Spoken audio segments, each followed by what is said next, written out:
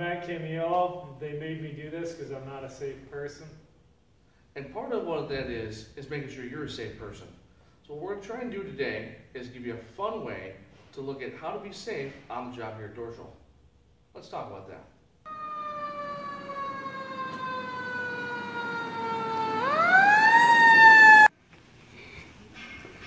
Hey there, Matt. Hey, if there's a fire, what do you think we should do about that? I don't know. Get a fire extinguisher? Well, where are they? I don't know. Oh, there's one. So once we find a fire extinguisher that's clearly marked, how do we actually get it off the wall? Oh, okay, just lift. Yep. All right. Now we have the fire extinguisher. What we got to do is go find the fire, put it out. Let's talk about the easiest way to use a fire extinguisher. Off the tab right here. Okay. I don't think they want me to do that, so I won't.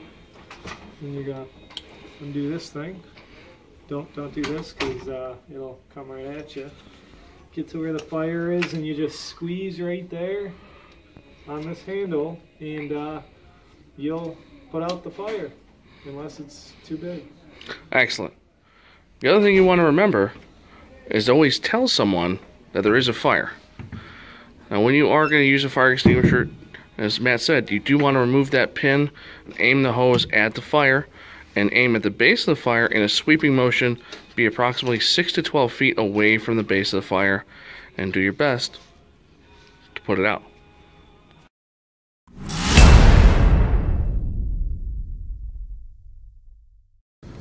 Alright, so when you're driving on the lots of Dorschel, a couple things you want to remember.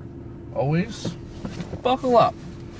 Even a small low mile an hour accident can be harmful to you. Put the car in gear, get ready to go, but first you want to check and look both ways. Make sure we are safe to proceed.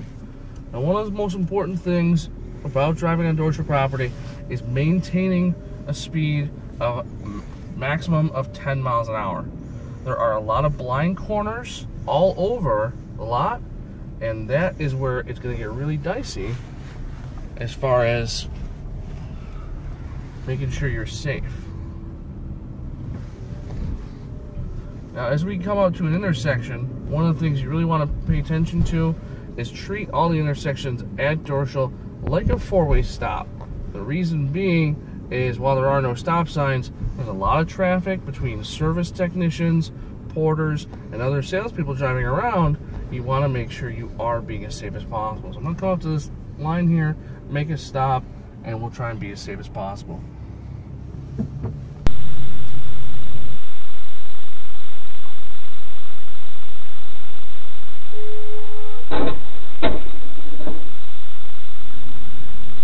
Alright, so I've been in 2 accidents with customers so far since I work here, so they wanted me to talk to you about what to do and not to do to help prevent your customers who are taking a test drive from being in a traffic accident.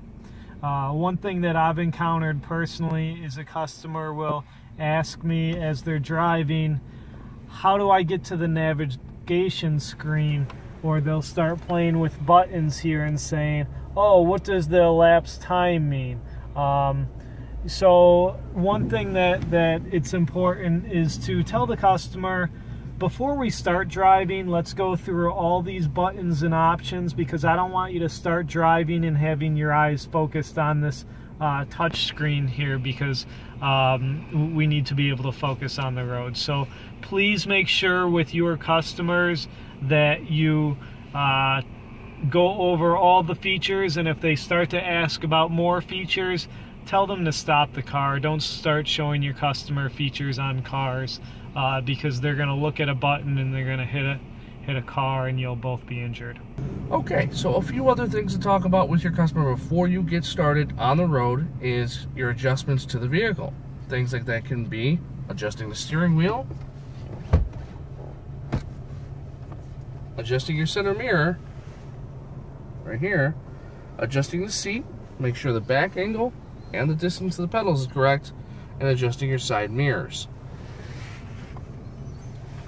Now, once those things are done, you're going to have a much higher probability of having your customer in the safest possible direction to make sure you are reducing your risk of accidents.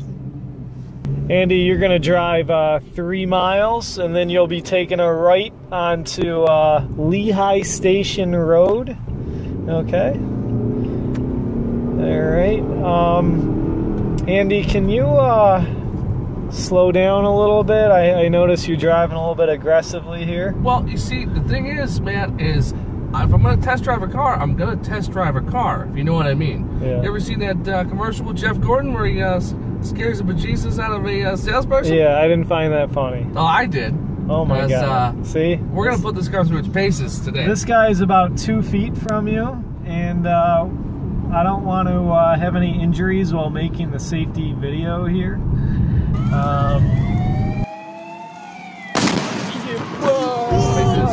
Like this right turn on Bailey. Can you slow down, sir? You're being holy cow, sir. Your driving is a little too fast here, and on the turn I'm gonna need to have you slow down. So the proper way to handle a customer who is not driving and following the law the way it should be is you're going to tell that customer, or you're going to ask the customer, can you please slow down? And hopefully they'll do that for you. If they don't, you're going to say to the customer, can you pull over, sir? Thank you. And feel free to take possession, switch to be the driver, and drive it back to the dealership. In no way do you ever want to jeopardize your own safety to sell a car. So another thing that you want to be concerned about when doing a safe test drive is making sure that you give the customer plenty of notice of where they're going. Make sure not to say things like, get in the right lane. Okay, you want to say instead, when it's safe, get in the right lane. That way that it tells them to not just get in the right lane and there might be a car right there. So here I would say to Andy, you're going to be coming up to Telco Road on the left. When it's safe, get in the turning lane, and when it's safe, make a left turn. Instead of saying things like make a left turn, they could take you literally and make a left turn right into these cars and go. All right, Andy and I wanted to talk to you about how we had a really long winter with a lot of snow, so there's a lot of spots that unfortunately we're not able to plow that have lots of snow on the area. So what you want to do is you want to say, Mr. Customer, please wait here on the dry pavement while I pull the car out and get it out of the snow. What you don't want is to have the customer follow you through this snow, and then they're going to sue us, so we don't want that to happen. So make sure that you pull the car out and not having your customers walking through any areas that are unsafe. Other things to be mindful of in the winter months: snow on the windshield. Now, it is a warmer day today, so there is going to be less of that, but a good 6 months of the year, you could have frost or snow or ice on the windshield. That's not going to be safe to drive in. So you're going to want to have an ice scraper with you to get rid of that. If it is warmer, like today, sometimes the wipers can take care of it real easily, but you want to make sure that you have a nice clean windscreen to look through. Make sure that it is safe for you to see. If I don't have an ice scraper, can I use the back of a metal license plate? No, you can definitely not use the back of a metal license plate. Do you think metal is harder than glass, Matt? Yeah. I agree. If you use a metal license plate on a glass windshield, you will damage that windshield and it will have to be replaced. It cannot be repaired. That will cost a lot of money that the company does not want to pay. If you're caught doing that, you could be written up and or terminated. So what should I use on to clear a windshield? Plastic ice scraper is always your best bet. If you're really in a pinch, you could always use a credit card, but if you break it, all right. So one of the things to remember too, if you're not a technician and you're in the service center, you want to pay attention to where you're walking. If you're in the shop, make sure you just want to stay inside these yellow lines. inside the yellow lines is a safe zone for you if you're not a technician. If you are a technician, make sure you have on safety glasses. A lot of times you are going to want ear protection as well as a lot of air tools and loud noises around here that cause hearing damage and or eye damage. Those are your major safety concerns while being in the shop. So one concern is going to be texting while you're walking. That's always a risk. We want to make sure we mitigate that. Okay? Are you okay? So, see, if Matt wasn't texting and walking, he probably would have seen Nick and wouldn't have run into him and wouldn't have fell. Matt, are you okay?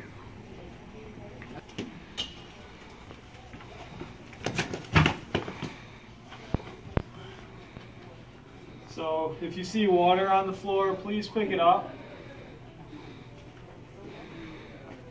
Once you're done mopping it up, put a wet floor,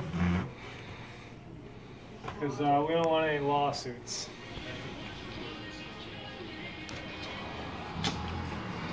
So if you have a carpet that gets folded over, this is one of the things I see a lot in the dealerships. Please fix it, because I've seen a lot of people trip on that.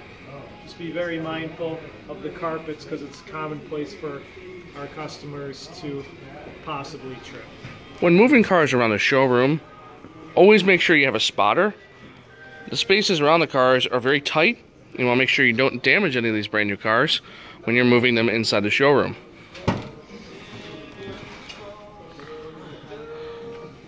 I've been stuck in here for an hour. We once lost a small baby in the trunk. We still don't know where it is.